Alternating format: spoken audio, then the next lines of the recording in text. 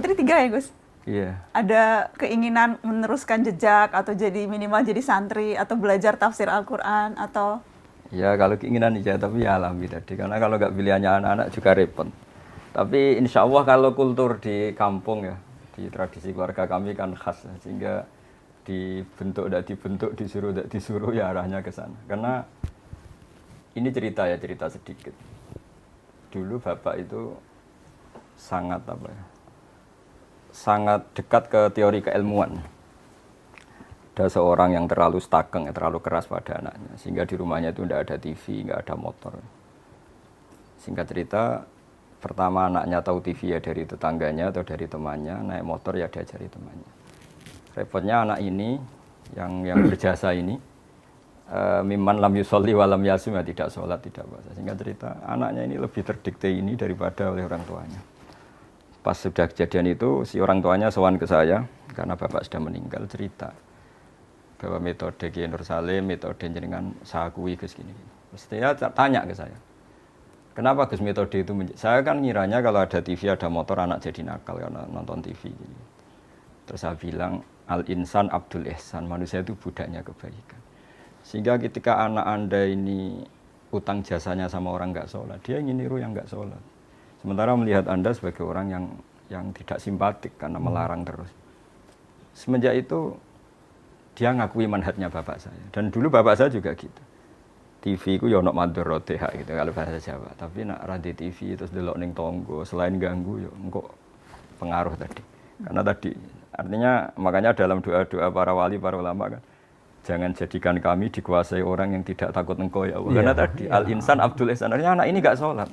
Nggak sholat, nggak puasa karena lebih utang jasa sama pertama yang meminjami motor, yang meskipun akhirnya alhamdulillah akhirnya bapaknya rubah, terus anak ini jadi baik lagi. Tapi ini kan cerita manhaj betapa bahayanya apa ya, terlalu stakeng, terlalu keras tadi.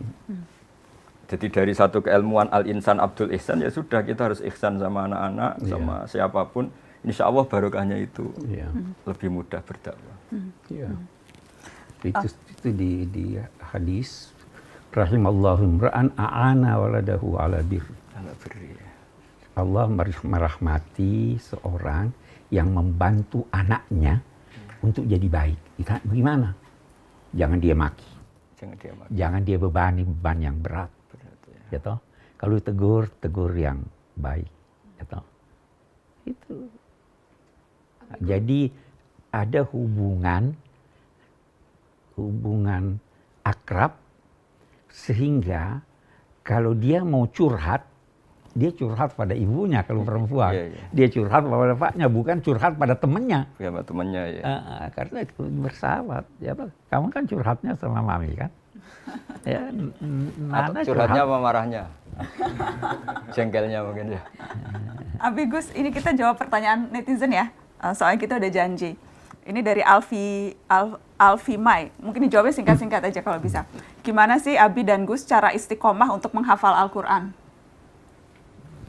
Saya jawab, ya karena kalau keyakinan saya, keyakinan semua orang kalau sudah hafal lupa itu dosa. Pertama karena takut dosa. Tapi setelah ke kelas tertentu, makom tertentu memang asik. Punya hafalan itu asik. Jadi kalau dulu mungkin karena takut tadi ya nisyanul ayat atau Quran itu lupa itu dosa. Tapi lama-lama memang karena asik. Karena asik. Ya, saya kira saya benar itu. Asik, ada kenyamanan tersendiri itu ya. Apalagi kalau ngerti. Karena itu sangat membantu dalam menghafal, menghubungkan ini tadi ceritanya ini begini. Jadi sebenarnya sangat mudah hafal itu. Tapi sangat mudah lupa. Yang kedua itu yang sering terjadi. Ya, sangat mudah. Tapi karena kalau dipahami itu jadi lebih mudah. Oh iya, jauh lebih mudah dipahami daripada tidak. Salah satu itu kan untuk kan harus dicantolkan itu ingatan supaya dia ini. Ini nyambung ke pertanyaan Nita Desya. Bagaimana jika sampai mati saya tidak tahu arti keseluruhan isi Al-Quran, apalagi tafsirnya, apakah saya berdosa? Hanya dibaca sampai hatam berkali-kali, baca terjemahannya juga jarang-jarang. Saat titip salam sama Gus Baha, saya sudah beli Al-Quran terjemahan yang UII. Gitu. Kalau sampai dosa enggak lah, kan kalau paham semua itu fardu kifayah. 1-2 orang di kawasan itu memahami ini sudah cukup. Dan mulai dulu pun ya enggak semuanya paham Quran. Cuma bahwa baca khatam mungkin terus belajar itu bukti cinta itu insya Allah cukup untuk sowan lah nanti kepada Allah anta ma'aman ahbabta atau almarhum ma'aman ahabba. Iya. Saya punya cerita dulu ada seorang wali yang masih bernambah sama saya itu. Orang yang sudah mau meninggal 2 tahun atau 3 tahun sudah sepuh tetap disuruh ngapalkan Quran. Biasanya 2 juz meninggal, 3 juz meninggal. Sehingga cerita anak-anaknya tanya ke wali tadi, kenapa Mbah sudah sepuh disuruh ngapalkan, disuruh belajar? Ya setidaknya pas mati masih masuk hadis man salaka thariqan yaltamisu fihi ilman. Jadi ketika dia mati dalam keadaan mencari-cari ilmu. Iya. Diusahakan selalu untuk Jadi tidak ada alasan untuk tidak belajar. Mungkin metodenya diubah. Jangan hanya baca, sambil baca terjemahan dia. Terlalu meningkat begitu ya. Ini ada pertanyaan Bi buat Abi dan buat Gus Baha. Siapa ahli tafsir yang paling mempengaruhi pemikiran Abi dan Gus Baha dari Labi? Ini yang repot, karena bacanya banyak. Dan bacanya banyak itu pasti dalam konteks akademik atau keilmuan tafsir itu ya plus minus. Mungkin kalau rasa Jawa saya suka Syekh Nawawi. Tapi dalam rangka tangkeh dari cerita-cerita Israiliyat apa, menghindari cerita-cerita Israiliyat kayaknya Syekh Nawawi terlalu longgar pakai Israiliyat sehingga kita ya repot juga. Jadi Mbah Mun sering cerita gini ke saya. Kalau baca tafsir ya jangan mengikat kamu karena Quran ausa'u minhu. Quran selalu lebih luas ketimbang tafsir itu sendiri. Jadi saya masih ingat ketika baca kitabnya, bukunya Pak Quraisy Membumikan Al-Quran. Dulu ramai sekali Pak Quraisy. Ketika min alaq, itu kan diterjemahkan dulu orang-orang atau banyak kiai yang baca dari segumpal darah. Pakar-pakar embriologi bilang itu embrio atau zigot yang menempel di dinding rahim. Tapi di banyak tafsir-tafsir modern memang alakin dari kosakata aliko ya'liko alakon, sehingga sesuatu yang menempel. Terus saya bilang, ramai sekali diskusi itu di kalangan kita, ya, di kalangan peneliti muda, pas itu masih sama-sama muda. Kalau tafsir salah, misalnya salah, Qur'annya tidak akan salah. Karena makna segumpal darah itu maknanya mufassir, bukan maknanya Qur'an, kata saya. Nah itu akan selalu begitu Mbak Nana di semua ayat. Jadi kalau mufassirnya dalam tanda kutip bisa salah, atau memang betul salah, Qur'annya tidak bisa salah, karena yahtamilu wujuhan masih menerima sekian kemungkinan. Ya, prinsipnya tidak ada penafsir Al-Quran yang tidak salah. Saya pasti salah. Bisa jadi benar pada masanya, pada masa lain sudah tidak benar. Bisa jadi benar pada tinjauannya, karena dia punya kecenderungan ini, yang lain punya tinjauan lain. Ya toh, jadi tidak bisa kita berkata hanya dipengaruhi oleh ini. Kalau dia ilmuwan. Kalau dia hanya nyontek ya udah. Jadi seperti Abi, misalnya Abi dipengaruhi oleh banyak sekali. Oh banyak sekali, banyak sekali. Terus banyak dipengaruhi, resikonya bisa dua, Pak. Bisa nggak jelas, bisa alim banget. Resikonya Ekstrim ya Gus, bisa ekstrim. Ini ada pertanyaan, Fahri Al-Fajar, Abiku. Bagaimana caranya bisa ketemu Rasulullah walau hanya sebatas mimpi? Nah ini Pak Quraisy yang kasuhan. Ada tuh uraian-uraian ulama tentang itu. Yang pertama teladani. Dan teladani itu bukan hanya pada salatnya, pada hal-hal yang kecil-kecil. Teladani akhlaknya. Teladani bagaimana dia masuk rumah, keluar rumah, itu teladani. Yang kedua, sering selawat. Jadi hati selalu ini. Yang ketiga, berdakwah. Itu tiga, ada beberapa cara, tapi itu yang paling ini. Saya kira yang paling sulit itu meneladani. Bagaimana kita meneladani akhlaknya, bagaimana ya banyak sekali. Sehingga hati terpaut dengan beliau. Dan dari segi ilmu jiwa juga kan ada itu. Kalau terpaut hati bisa mimpi.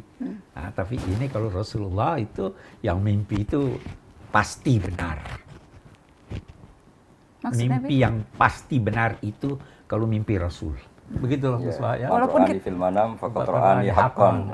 Fa inna syaitan la yatamatsalu. Dan kita kalau mimpi kita tahu itu bertemu Rasulullah, kita tahu ya. Walaupun kita tidak pernah melihat, kita tidak tahu wujudnya, tapi ketika kita mimpi itu pasti. Rasul, ya. Dan yang mimpi itu bisa bermacam-macam. Mungkin waktu dia lihat, oh ini kok muda, ini kok tua, dan itu nanti ada tafsirnya lagi. Apanya? Oke. Mimpi Rasul tidak mungkin salah. Mimpi Tuhan pasti salah. Karena laisa kamislihi syai'un. Iya. Oke.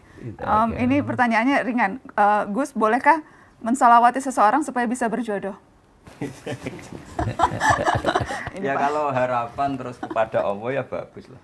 Terus yang dipakai sholawat ya. Wah, ini ada 4-nya. Bagaimana nih? Kalau yang nggak bagus itu kan memaksakan kehendak ya. Kalau harapan kan ya bagus. Oh, iya. Jadi nggak apa-apa bersolawat supaya dapat jodoh? Ya kan Ini langsung nyatet lagi. di antaranya sarana ya, sarana qadul hawaid supaya hajat kita kesampaian kan memperbanyak sholawat. Apalagi calon itu yang kita idam-idamkan karena kesalehannya, karena kebaikannya kan nggak masalah. Yang penting banyak bersalawat. Oke. Dari Hanum, Assalamualaikum Mbak Nana, tolong tanyakan Gus Baha, kapan mau punya akun Instagram? Masuk kalah sama Abi Quraisy. Nah, itu. Abi juga akun Instagramnya, kadang saya sih yang suka update akun Instagram Abi. Tapi Abi baca ya, Abi baca, Abi ngikutin. Dulu Abi Twitteran, sekarang udah nggak sempet. Tapi Abi tetap up to Ya date. jawabannya kapan-kapan atau memang nggak ingin. Karena tadi saya kan sibuk di rumah itu kan banyak yang ngaji tahfidz itu. Jadi membayangkan santri seneng ikut seneng, kalau kesulitan ngaji ikut. Ya pokoknya alihima anitum lah, kalau melihat santri susah belajar ya kita ikut susah. Betul. Jadi itu udah nyita waktu. Kalau WA aja nggak ada ya Gus, apalagi Nggak ada, Instagram. ya, Instagram. Ini titip tanya, siapa Kang Ruhin dan Kang Mustafa yang sering disebut-sebut oleh Gus Baha? Dalam setiap dakwah jika mencontohkan A atau B kan selalu pakai nama Ruhin dan Mustafa. Siapa itu Gus? Itu orang beneran atau? Orang beneran. Jadi saya itu ngaji kan, saya itu termasuk orang yang menghindari diundang acara-acara publik. Kecuali pernah sepuh atau guru. Sehingga sebenarnya ngaji saya itu hanya istiqomah di Jogja sama di rumah. Nah, dulu kan saya kerja di UIPres tapi sambil ngaji. Karena saya ini nggak ngaji memang. Singkat cerita, 2 orang ini termasuk yang pertama. Ketika masih 20, masih di kontrakan Pak Gures, masih ikut ngaji. Karena adatnya pondok itu gejlok-gejlokan. Ya akrab betul ya, mereka anggap saya gurunya tapi ya berani makan di depan saya, berani apa saja karena ya memang akrab. Dan saya ngenang Nabi itu juga gampang saja kalau ada sahabat yang sering digojlok Nabi apa. Jadi sederhana sampai Nabi ada sahabat dipanggil Aba Hurairah, kadang dipanggil Aba Hirin. Jadi ceria sekali dulu Nabi dakwah itu. Iya, betul. Ada sahabat yang nama kamu siapa? Saya Huzan.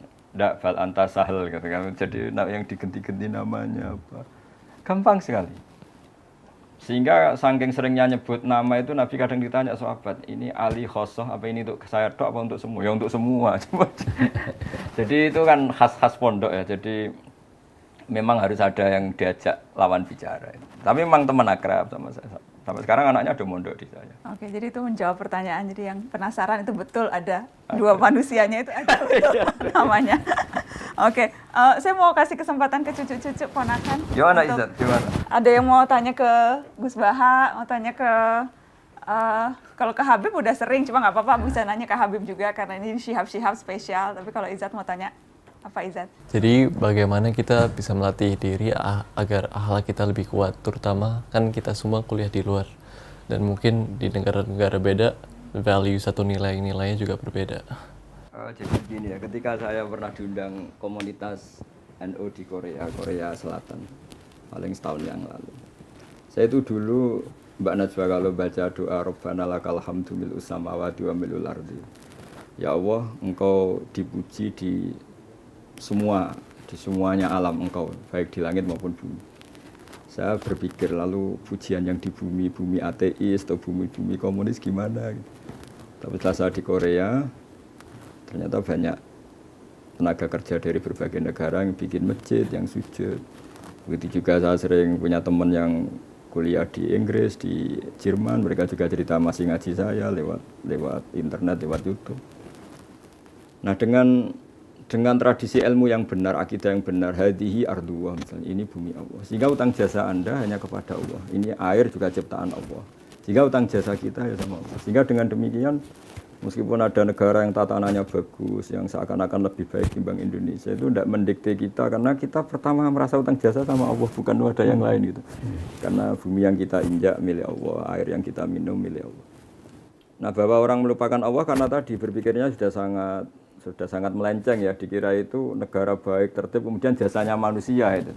Oke, kita ngakui, tapi nomor satu tetap jasanya Allah Ta'ala. Sehingga saya kadang baca Quran, Pak Kuras, ini tahadus bin iman. Kadang nggak kuat tak teruskan ketika Allah ngendikan misalnya, nahnu khalaqnakum falaula tusaddiqun. Mbok Yahoo sang bikin langit bumi, bikin air itu yang menciptakan Mbok Yahoo, kamu ngakui itu saya gitu. Karena sudah banyak yang nggak ngakui, akhirnya hubungannya sama makhluk bukan sama Allah. Ya kira-kira gitu. Supaya tetap. Iya. Coba Pak Kuras mungkin mau nambahkan. Udah cukup. Jangan banyak-banyak. Ya, Rifati ada mau bertanya. Pak Fatih? Jadi tadi ada diskusi tentang mengikuti hati atau keperluan rasa di dalam dan juga akal. Tapi pertanyaanku mungkin untuk Gus Baha dan Habib lebih mendalami hal itu. Sekarang banyak orang membenarkan hal dengan mengatakan, oh saya hanya mengikuti hati saya. Dan mungkin hal-hal itu mungkin bisa aja kurang baik atau mungkin tidak, ya mungkin saja hal itu tidak benar atau bisa menyakiti orang lain. Jadi pertanyaanku adalah, apakah hati itu selalu benar dan jika tidak, bagaimana kita bisa mengasahkan hati kita agar mungkin lebih sering benar? Ini tadi yang membicarakan hati tadi, tidak hati kamu dengan ilmu, ilmu dengan rasa. Iya, jadi begini. Ada yang dinamai hati nurani. Ya kan? Tapi hati nurani itu tidak selalu benar. Karena hati nurani itu dibentuk oleh lingkungan, oleh budaya, oleh pengetahuan. Kalau ini keliru, bisikan hatinya keliru. Kira itu orang-orang itu ada diberikan oleh Syekh Abdul Halim Mahmud, ada bukunya menyangkut itu. Dia bilang, kamu kira itu filosof Yunani yang melecehkan perempuan, kira-kira hati nuraninya tidak ada. Itu kaum kapitalis. Apa hati nuraninya lebih rendah daripada orang komunis? Semua punya hati nurani, tapi hati dibentuk oleh ini. Hati nurani kalau mau benar harus dibentuk berdasarkan cahaya ilahi. Ya toh? Itu yang membentuk nurani. Kalau sudah terbentuk itu yang Nabi. Jadi yang sudah terbentuk itu yang Nabi katakan apa itu? Istafti qalbak. Jadi kalau sumbernya, isinya salah, ya ininya salah. Tapi ikuti Al-Quran. Bagaimana itu Al-Quran? Allahu nurus samawati wal ardh. Dia yang memberi cahaya. Akal diberinya, hati diberinya, ilham diberinya. Ini kumpulan, itu hati nuraninya pasti benar. Tapi kalau sumbernya, ya toh, jadi banyak orang berkata hati nurani. Enggak, hati nurani bisa salah. Tergantung dari mana sumbernya hati Dari nurani. mana sumbernya? Dan segala sumber Al-Quran. Sumber Al-Quran. Ya kan? Oke. Jadi mengasah hati untuk Nah, di benar situ dengan pentingnya belajar orang Al-Quran. ngaji. Betul, ngaji lagi. Ya kan, ngaji lagi, Quran lagi. Ya, Seperti contoh gini, ada orang ibunya meninggal terus cerita ke saya. Gus, ini susah karena harta banyak saya habis untuk menghormati ibu, atau akhirnya meninggal juga. Setelah saya beri pencerahan, kamu harus bangga, uang kamu habis untuk kebaikan ngerawat ibu. Kayak apa kalau habis untuk membiayai hal-hal yang buruk. Akhirnya bisa syukur. Jadi ilmu lagi. Sama seperti kita misalnya demi hal yang nggak benar mau dibiayai 2 juta, kata kamu penting. Tapi secara syariat ada ibu kita, ada keluarga kita yang lebih mendesak. Sehingga kalau ngaji terus ngerti bahwa yang kita inginkan ini nafsu apa hati. Jadi yang kita katakan hati jangan-jangan nafsu. Jadi itu makanya ada ayat in tattaqu hayaj'al lakum furqanan. Sudah kamu takwa secara benar, pasti hati kamu tahu pembeda yang hak dan yang batil.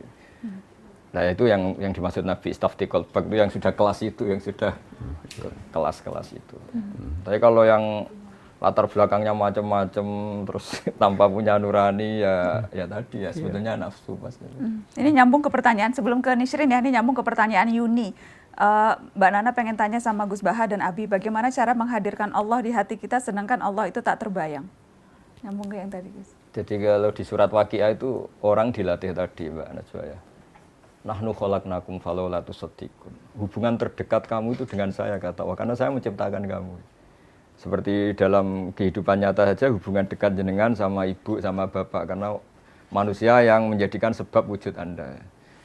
Lah Allah memaklumatkan dirinya juga gitu. Saya ini yang menciptakan kamu, harusnya kamu terdekat sama saya. Ketika kamu minum, apa kalian menciptakan air?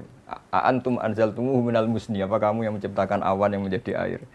Ketika kita bercocok tanam, kata Allah, apa kamu yang menghidupkan tanaman itu? Semuanya saya.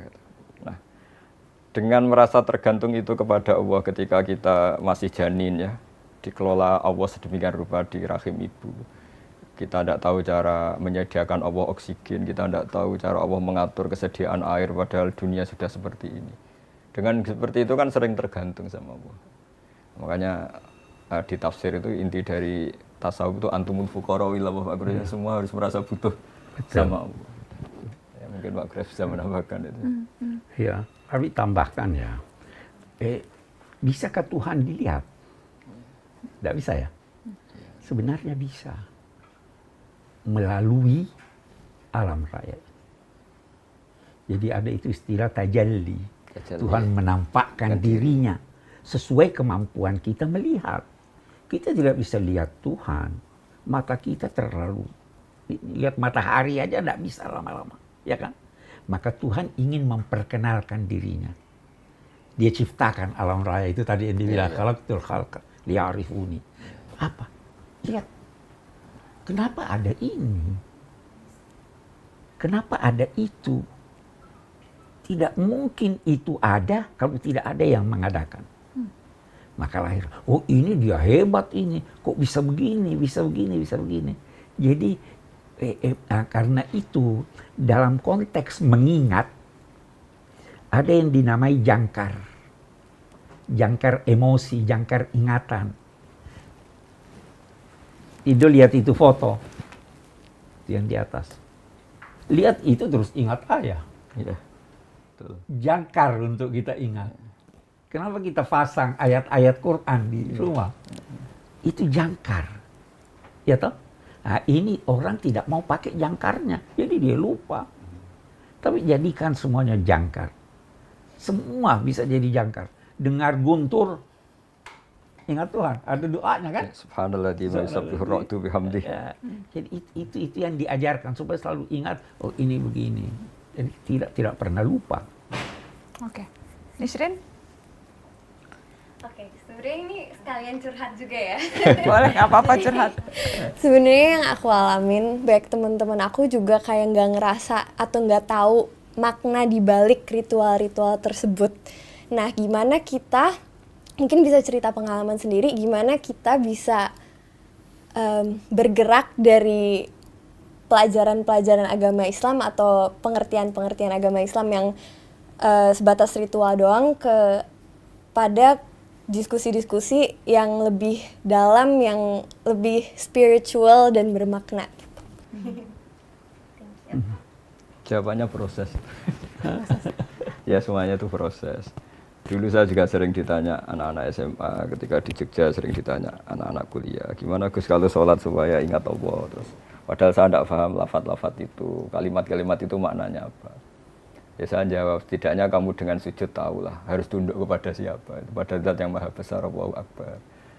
Jadi kalau kaidah di kitab usul fikih, la yudraku kulluh, la yudraku kulluh. Kalau tidak bisa semua secara total, ya sebagian-sebagiannya kita tahulah. Misalnya makna-makna ayat Quran susah, ya Allah Akbar, Allah Maha Besar. Ketika sujud, implementasi dari ketundukan seorang hamba kepada Allah. Terus ada yang sedang punya banyak masalah, sebesar-besar masalah kita masih besar ampunan Allah, rahmat Allah.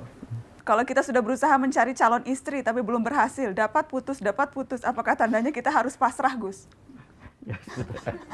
Harusnya mulai usaha juga sudah sambil pasrah. Dari awal harus sudah pasrah. Iya. Ini mesakno Gus, ini belum dapat putus. Coba tolong ditenangkan. Kalau saya dukun sih terus tak kasih haji-haji, berhubung saya ada dukun ya. Nasihatnya ya sabar aja sambil berusaha. Oh, itu terus Saya mau jawab singkat. Kalau Anda mau pasangan laki-laki bagi perempuan, perempuan bagi laki-laki yang sempurna, kawinnya di sorga. Di dunia ini tidak ada yang tidak berkekurangan. Jadi itu pilihlah. Ada pilihan, pilihlah yang agamanya baik. Oke. Setelah itu nanti pilih yang lainnya kan fasfar bizatidin tariwat yadak. Ya, toh? Oke. Jadi jangan mencari yang sempurna. Jangan mencari yang Tetap sempurna. usaha. Tidak mungkin dapat yang sempurna. Semua ada kekurangannya. Yang sempurna lamunan saja. Iya. Lamunan saja. Di lamunan.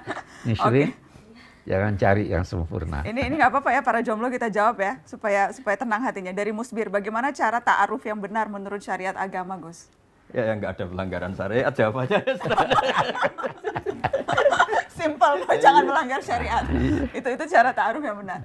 Tapi dekat, berkenalan, mencari tahu itu masih oke kan, Gus? Ya pokoknya kalau masih dalam proses yang baik dan untuk hal yang baik itu kan masih ditoleransi oleh syariat. Iya. Terus tidak Ya huluan. kunjungi rumahnya, kenalan sama orang tuanya. Kan pantangannya tuh huluwah Pak Gores ya. Iya. Jadi sama-sama keluarga. Jangan beli kucing dalam karung. Harus kenal. Harus kenal. Nabi suruh kenal.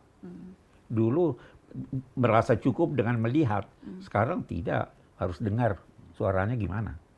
Ya kan? Ya, oke. Oke, jadi tetap harus kenal gitu ya. Oke, ini ada lagi kita kumpulkan nih yang jomblo-jomblo biar sekalian. Mana nih satu lagi tadi sebentar. Oh enggak, ini bukan soal jomblo tapi ini juga netizen secara umum. Dari Lestari mau bertanya dong, Mbak Nana, mohon pendapatnya kalau kita menjadi fans yang ngefans banget sama idola atau menjadi fans seperti K-pop yang sangat fanatik itu sebetulnya tidak apa-apa atau sebaiknya jangan kalau kita mengidolakan sesuatu sampai fanatik luar biasa. Ya lah, pasti jawabannya jangan. Kalau apa-apa berlebihan pasti tidak baik. Karena nanti resikonya gampang kecewa. Oke, jadi segala sesuatu yang berlebihan itu tidak baik, termasuk berlebihan ngefans berlebihan itu juga tidak baik. Iya, itu dari dulu begitu. Ada orang-orang yang terlalu ngefans pada Nabi, sampai pada Nabi. Begitu ada berita Nabi meninggal, dia murtad. Iya, karena berlebihan. Karena berlebihan. Jangan menilai sesuatu karena ada unsur materi. Jangan menilai sesuatu karena orangnya. Nilailah sesuatu itu berkat substansi yang ada padanya. Iya kan? Oh itu dia yang bilang begini, ulama ini, profesor ini. Belum tentu benar. Ya toh, jadi. Banyak juga kan calon jemaah haji yang sudah menabung bertahun-tahun, sudah betul-betul rindu ingin datang, kemudian tiba-tiba karena situasi rencana berubah, sulit untuk mengikhlaskan, itu sulit buat atau rela tidak pergi padahal sudah dibayang-bayangkan dan sebagainya. Bagaimana mengobati kekecewaan mereka yang tidak bisa ke tanah suci tahun ini?